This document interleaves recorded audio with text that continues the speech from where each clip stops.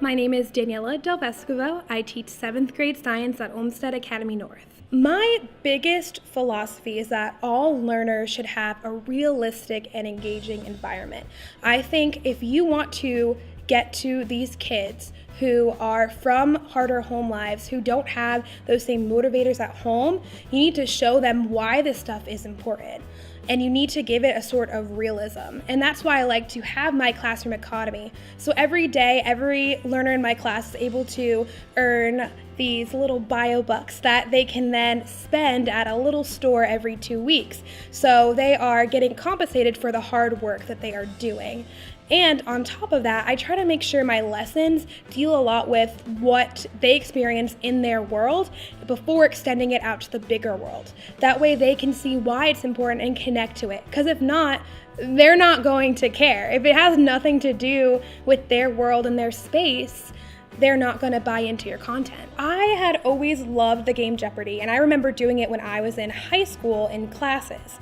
And I remember one day I struck up a conversation with a student about it, and he had never heard of Jeopardy. And I was like, hold up.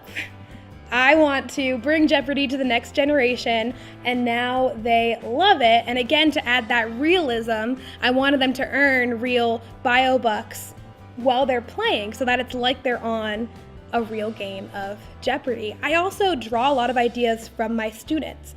For example, when we were learning about the human body, the students wanted to do a haunted house. And I said, I don't know how we would tie that back to curriculum, but I'll see what I can do. So I brainstormed it a lot, and what we ended up doing is we made this entire room a haunted house. We blacked out the windows, we made it a little bit of a maze. The kids got masks and hid under tables and in cabinets, and we had all the 7th grade students who were not in my homeroom would come to the door. They would get their pulse taken before they entered the haunted house, and then again after, so we could see how the endocrine system affected the circulatory system. And usually no one in 7th grade gets a great grasp on the endocrine system because hormones, things like that, it's very confusing. This year, my students really understood the endocrine system because they remembered that haunted house and what the endocrine system did to their heart. I love coming into work every day. I love seeing my kids. I love us being able to create this community together, and I love how they allow me to become a part of their lives.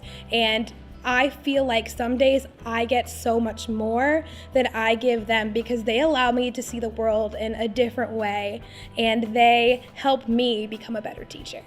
My first thing is for new teachers is to know that you know your students better than anyone else. And if you know that there's a project you can do with them that they're going to love and they're going to get the content better that way, do that with them. Don't always follow the textbook and don't have them just reading out of it and doing worksheets every day. Try to find things that you know they are going to enjoy, because that's, I think, the biggest misconception about education, that school has to be boring. We have to be sitting quietly and writing in order to learn. And well, there is a lot of writing that can be done in every class. You do not have to be sitting quietly reading to learn. There's just so many engaging activities that you can do that the students will buy into, and then they're going to start looking forward to coming to school every day.